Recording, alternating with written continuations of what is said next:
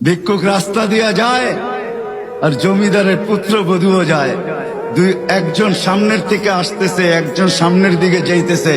দুইজনের ক্রসিং এর সময় ভিক্ষুকের গায়ের কাদা জমিদারের পুত্রবধূর গায়ে লেগে গেছে। সে দুনিয়া আন্ধার করে ফেলছে, স্বামীকে ডাইকা নিয়ে আসছে, বলছে ভিক্ষুক আমার কাপড় নষ্ট করে দিছে। সে শুধু ভিক্ষুক ছিল না, বৃদ্ধ ছিল। বৃদ্ধ ছিল না শুধু, জীর্ণ ছিল, শীর্ণ ছিল। শরীরে কাপড় ছিল না, ফাটা চিরা কাপড় ছিল। পায়ে জুতা ছিল না, পেটে ভাত ছিল না।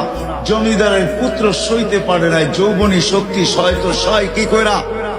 তার স্ত্রীর গায়ে ভিক্ষুকের কাদা, বস সমগ্র শক্তিকে হাতে জমা করা, একত্র করা বৃদ্ধের গালে বসায়।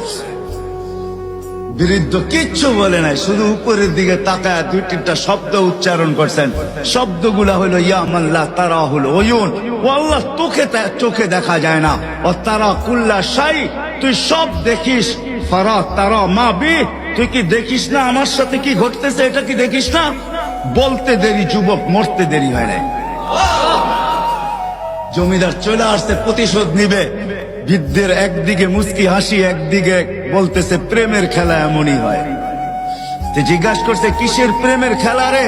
বলছে ওর প্রেমিকার গায়ে আমার কাদা লাগছে, পায়ের কাদা লাগছে, ও সইতে পারে নাই।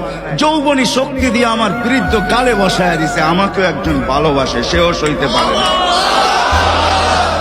সেও সইতে পারে না। ও তো থাপ্পড় দিয়া খেলতো, সে জান নিয়ে নিছে, জান।